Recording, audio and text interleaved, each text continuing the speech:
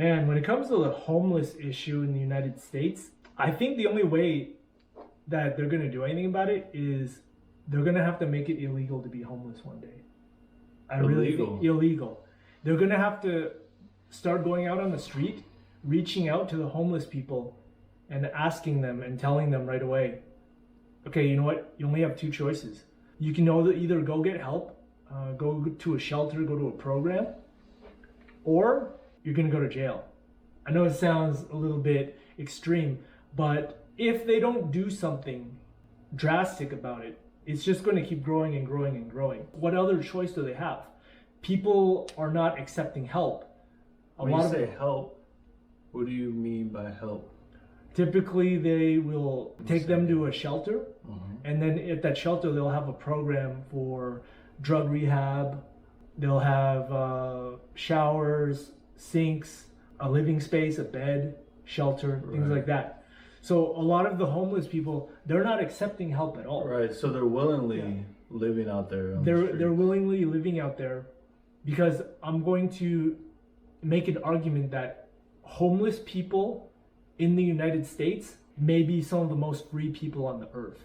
They may have more freedom than just about anybody. Think about it. Look at this right now. Read the title of this. Homeless crisis escalating in Sherman Oaks. Man throws feces at a business owner. You think I'm playing when I say you gotta die? You really gotta die. You gotta die. This man, who openly defecates on Ventura Boulevard, this state tosses a bag of his bodily waste onto business owner Scrivano's SUV. Can you imagine if it was the other way around? Business owner throws feces at homeless man. Right. That business owner come would be, after him. yeah, that guy would not have a business anymore. Right. But the thing is that homeless people have a lot of freedom, so much more freedom, especially in a country with all these rights. They can go around doing a lot of crazy stuff and receive very little, if no punishment. But on the other way around, when you take any citizen, especially somebody who's in a good position in society, and they go and let's say they harass a homeless person, dude, they have a lot to lose. Right. Especially when you take people in good positions. I would say at this point, people who have a lot of money don't have that much freedom in comparison. When you compare it, I've seen them go on trains and trams. I've seen them where the cop asks them if they have a ticket, and they just say, I don't have a ticket. I don't need to get one. They stay, and they're getting free rides all day. It's originally owned by the French. That's why it says metropolitan. You know what I'm saying? Metropolitan. Yeah. Metropolitan. No, What I'm trying to get to you is that you have to have a fare. I'm not going to argue about who's the owner, because we know who the owner is. So you have to have a fare to ride the truck. You need to have a fare. You need to have a fare. You buy a fare? I do with that. Can you buy a fare? It's just $1.25. I'm not disrespecting you. I respect you. Not me either, but I'm just telling you, you have to have a fare. You can't ride back and forth all day for free. What's gonna happen? What, you gonna give them a ticket? They're not gonna pay it. You can fine them $100,000. Okay. So this problem hasn't always been this bad, right? Let's say maybe 10 years ago. Yeah. It wasn't as bad as what it is now. So we have to look at what's causing it to get worse. And I think that is like the main piece of dealing with it. So, I mean, sending people to jail, that's extreme. So I understand your thinking. Your thinking is you have to be strict to a point where it disincentivizes them, to be on the street, right?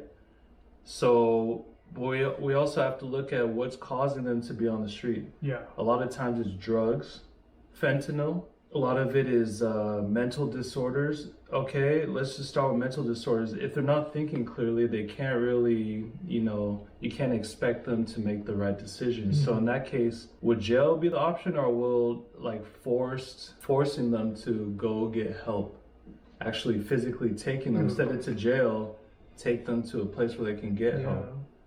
Or we're talking about drugs, those are on drugs, they'd rather be out there on the street where they can use freely, because if they go into these homes and get help, then they can't use, right? Because they're addicted. Why?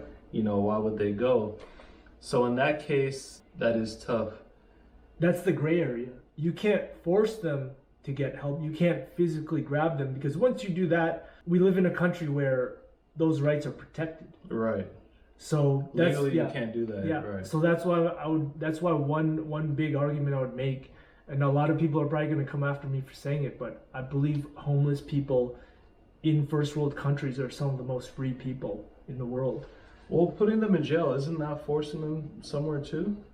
Yeah, it's a hard situation, but that's why the whole thing with remember the tiny homes, Yeah. the video that I made, that's why they create those places based on concentrations of homeless people. So they find a very high concentration homeless encampment, and then they get rid of the tents and they just put people in the tiny homes. But in Right. order for people to be in the tiny homes, they have to be part of a program. Or they have to get involved in rehab, maybe job placement in the future, and recovery, things like that. So it's a rough situation. I don't know what to do about it. I mean, in San Francisco, you just recently had the homeless man who stabbed the woman to death. It was a 71-year-old woman, and she was walking home from the postal office because she was just still working at 71 at the postal office. God bless her heart. She walks home and she gets stabbed like 12 times by a homeless guy. By a homeless guy who had previously been accused of stabbing somebody else 2 days before. And who had previously been to jail. And yet he's free and roaming on the street. I'm not saying homeless people have every single freedom that rich people have, because rich people, they have their own freedoms depending on the level of wealth they have. They're not free to go to a lot of places. Right. They have to have security. They have to pay for security. They have to live in places which are isolated, gated communities, and things like that. And I was talking about with a friend before. We were really thinking about, okay, freedom. Who has the most freedom? And then as we thought about it, we were like, the lower you go down the income level, it seems like there's more freedom. And the higher you go up, it seems like there's not that much freedom, and there's more risk, and there's more to lose. Like you said, I think it's different kinds of freedom. The freedom to choose is also a freedom, and money allows you more choice. The less money you have, if you're on the street, you have less choices. Yeah. Where you can go, the things you can do. I think you're talking about in terms of the law. The law basically ignores you if you're on the street, right? It does, yeah. So yes, I would say in terms of that, I mean, which is a good and bad thing, because that means you're disenfranchised, Yeah. right? So that's the bad part. Can you explain disenfranchised? If you don't have a home, a stable place, maybe there's simple things that come along with it, like running water, mail, a space that you can feel safe in, Yeah. right? So simple things like that. Voting, what I understand, a lot of homeless people actually have a stipend because of their low income, so they do get that. Food stamps. Yeah. Food stamps, and possibly additional money on top of that. As a homeless person, you are disenfranchised, which is a negative, but there are freedoms in other respects. Not all of them commit crimes, but then there are some that commit crimes, shoot up drugs, and they're still free to roam on the streets. That is a different kind of freedom. Freedom to engage in really hedonistic activities. It's not the ideal freedom, right? It's not the ideal freedom. To jump on a train where I see the police tell them, hey, like, you have to get off, and they say, I'm not getting off, and then they just stay on and they get a free ride. That's not really how you want to move in society. Right. It doesn't, no matter how much freedom they seem to have, and they do have a lot of freedoms to do things that other people can't do, such as what we just mentioned. Deep down inside, it can't feel good to move like that. It really can't. For your mental health. For your it's not mental good. health. Yeah, exactly. Yeah. If every day people are telling you, hey, you're not supposed to do that, and then you just go ahead and do it.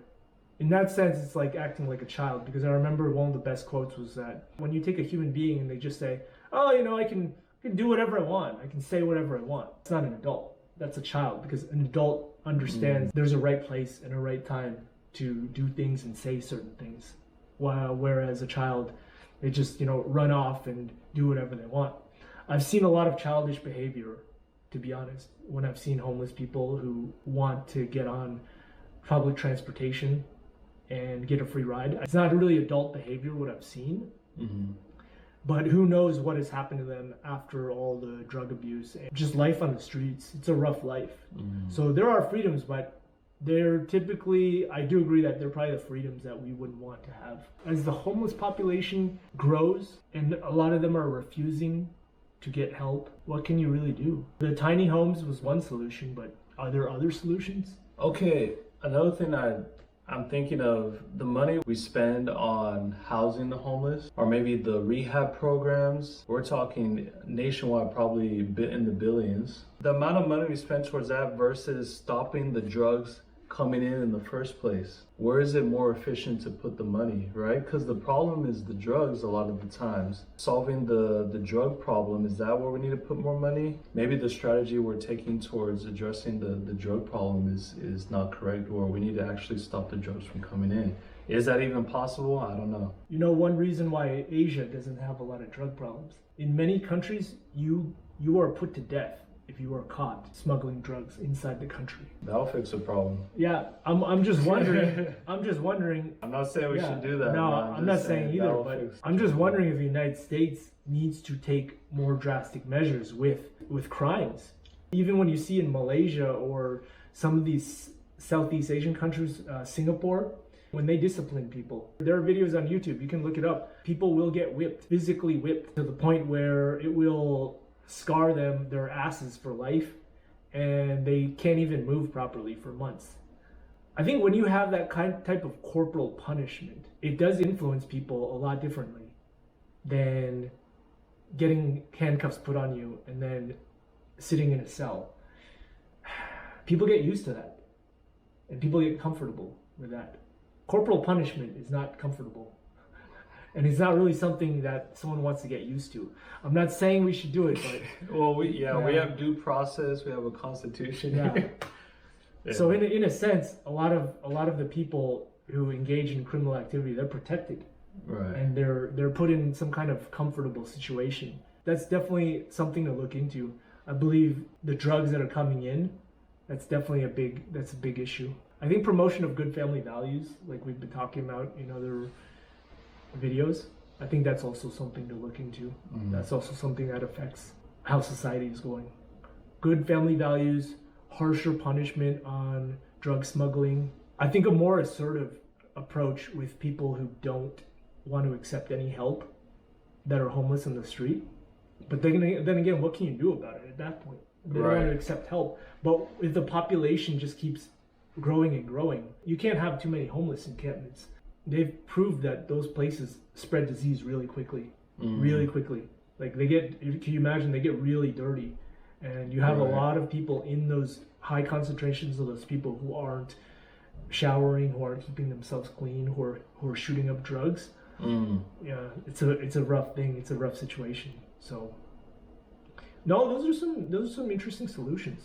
I really think that, well, they have to do something different if they want a different result.